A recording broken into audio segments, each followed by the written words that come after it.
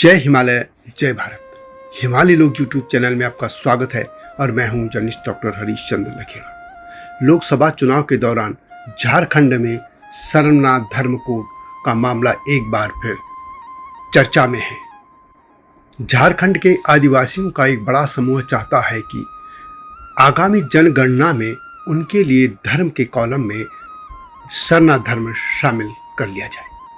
झारखंड की लगभग सभी पॉलिटिकल पार्टियां इस मांग का समर्थन कर चुकी हैं। झारखंड विधानसभा से 11 नवंबर 2020 को इस मामले में एक प्रस्ताव पहले ही पारित हो चुका है और पश्चिम बंगाल की विधानसभा भी इस मामले में एक प्रस्ताव पारित कर चुकी है। अब चूंकि चुनाव है तो मामले को चुनावी मुद्दा बनाने की कोशिश हो रही है। अब सवाल है कि सरनाथ धर्म कोड क्या है। जी हाँ, इसी पर मैं बात करूंगा, लेकिन तब तक आपसे अनुरोध है कि इस चैनल को सब्सक्राइब अवश्य कर दीजिए जिन्होंने अब तक ऐसा नहीं किया है। दरअसल आदिवासियों के लिए सरनाथ धर्म कोड की मांग पिछले कई सालों से उठ रही है। सरनाथ धर्म कोड की मांग का अर्थ यह है कि भारत में होने वाली जनगणना के दौरान प्रत्येक व्यक्ति के लिए जो फॉर्म भरा जाता है उसमें सभी दूसरे धर्मों की तरह आदिवासियों का जो धर्म है उसके लिए भी अलग कॉलम बनाया जाए। जिस तरह हिंदू, मुस्लिम, ईसाई, जैन, सिख, पारसी, बौद्ध आदि सभी अपने अपने धर्म का उल्लेख जनगणना के फॉर्म को भरते हुए करते हैं, उसी तरह आदिवासियों के लिए भी सरनाथ धर्म का उल्लेख किया जाने का प्रावधान किया जाना चाहिए। इनका दावा है कि पहले आदिवासियों के लिए एक अलग कॉलम था। वास्तव में सच्चाई यह है कि यह धर्म का कॉलम नहीं था, बस सिर्फ ट्राइब का कॉलम था। वैसे केंद्र सरकार झारखंड के आदिवासियों को जनगणना में अलग से धर्म कोड का प्रस्ताव पहले ही ठुकरा चुकी है। सरकार किसी की भी रही हो, लेकिन यह मामला नामंजूर कर दिया गया। केंद्रीय गृह मंत्रालय ने साफ तौर पर कहा है कि यह संभव नहीं है। आदिवासियों के संगठनों के इस आग्रह को ठुकराते हुए रजिस्ट्रार जनरल ऑफ इंडिया ने कहा कि अलग धर्म कोड, कॉलम या श्रेणी बनाना व्यावहारिक नहीं होगा।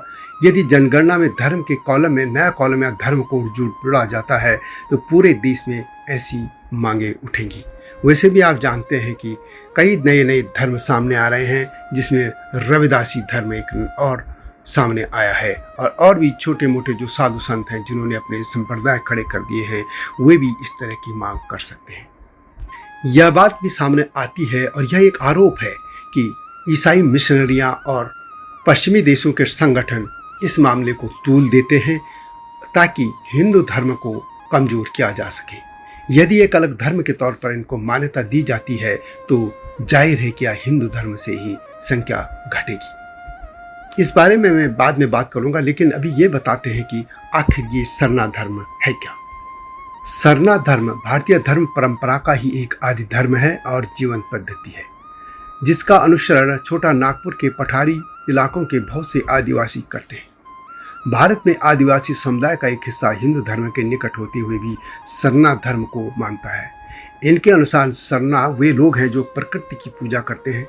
झारखंड में इस धर्म को मानने वालों की संख्या 42 लाख तक बताई जाती है। ये लोग खुद को प्रकृति का पुजारी बताते हैं और मूर्ति पूजा में यकीन नहीं करते। सरना धर्म आदिवासियों में कोल, खांड, मुंडा, हो, संथाल, भूमिज, उरांव, गोंड, भील आदि खासतौर पर यही समुदाय हैं। झारखंड में वैसे 32 जनजातियां हैं और ये सभी जनजातियां हिंदू धर्म के तहत आती हैं। इनमें से जो ईसाई धर्म स्वीकार कर चुके हैं वे अपने धर्म कोड में ईसाई लिखते हैं। हालांकि पिछले कुछ वर्षों से ये बात मुखर हुई है और पार्लियामेंट में भी कई आदिवासी सांसद कहते रहे हैं कि वे हिंदू नहीं हैं। आप झारखंड में जाएं तो झारखंड के शहरों और कस्बों के चौक चौराहों पर उजला और लाल रंग वाला झंडा बड़ी संख्या में देखा जा सकता है। यह झंडा झारखंड में लगभग 27% आबादी वाले आदिवासी या जनजातीय समूह का पवित्र प्रतीक चिन्ह है। इसे सरना झंडा कहा जाता है। सरना आदिवासियों के पूजा स्थल को भी कहा जाता है, जहां वे अपनी मान्यताओं के अनुसार विभिन्न त्योहारों के मौके पर एकत्रित होकर पूजा अर्चना करते हैं। इनमें मूर्ति पूजा के बजाय प्रकृति पूजा का विधान है। अब तक आदिवासियों के बारे में यही मान्यता रही है कि आदिवासी कोई धर्म नहीं बल्कि एक जीवन पद्धति है। आदिवासी समुदाय की ज़्यादातर आबादी हिंदू धर्म की मान्यताओं व संस्कार के करीब है। इनके पूजा पाठ के विधि विधान और रहन सहन आदि की परंपराएं भी सनातन हिंदू धर्म के अनुरूप हैं। वे भी आदिकाल से हिंदू के आराध्य देवी देवताओं की पूजा करते हैं। पेड़ पौधे और पहाड़ों की भी ये पूजा करते हैं। इन सबके बावजूद आदिवासियों के लिए अलग से जनगणना में धर्म कोड की मांग पिछले वर्षों में जोर शोर से उठी है। वोट बैंक के चलते राजनीतिक दल भी इस मुद्दे को हवा देते हैं, समर्थन देते हैं और अपने अपने हिसाब से इसको उठाते रहते हैं। यहाँ तक कि चुनाव के घोषणा पत्रों में भी इस मुद्दे को शामिल किया जाता रहा है। खास बात यह है कि इस मुद्दे में झारखंड में सक्रिय ईसाई मिशनरियां खूब दिलचस्पी लेती हैं और इसमें वे दखलंदाजी का कोई मौका नहीं चूकती। दरअसल इनके जो नेता होते हैं यानी ईसाई मिशनरियों के, वे सरना धर्म को अलग धर्म मानने के लिए समर्थन करते हैं, उनके आंदोलन में कूदते हैं। लेकिन जब ये कहा जाता है कि क्या वे जो ईसाई आदिवासी बन चुके हैं उनको सरना धर्म में लौटने देंगे, तो वे खामोश हो जाते हैं, चुप्पी साध लेते हैं या विरोध करते हैं। आरोप लगता रहता है कि वास्तव में भोले भाले आदिवासियों को अलग धर्म बनाने के लिए बरगलाने में इन्हीं लोगों का हाथ है, यानी पश्चिमी देशों से लोग यही काम करवा रहे हैं, जो कि झारखंड इलाके में विभिन्न संगठनों के नाम पर यहाँ सक्रिय रहते हैं। झारखंड के कई आदिवासी नेता ये कहते हैं कि सरना अलग धर्म कैसे हो सकता है, यह तो एक पूजा स्थल का नाम है। यदि हिंदू जैसे मंदिर में पूजा करते हैं तो क्या मंदिर का धर्म हो जाता है? ईसाई गिरजाघर में पूजा करते हैं, चर्च में, तो क्या चर्च धर्म होता है? इसी तरह मस्जिद, गुरुद्वारा या अन्य जो उपासना स्थल हैं उनके नाम पर धर्म कैसे हो सकता है?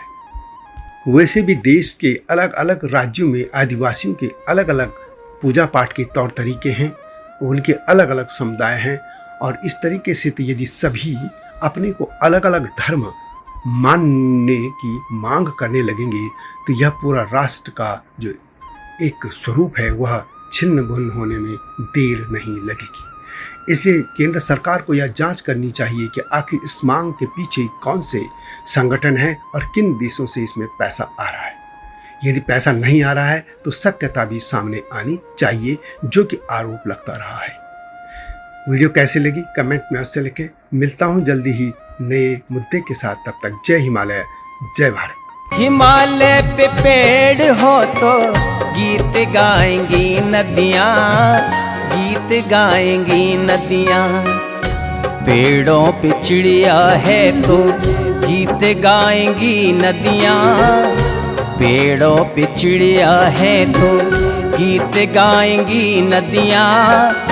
माँ की लोरी जैसे होते हैं नदियों के गीत।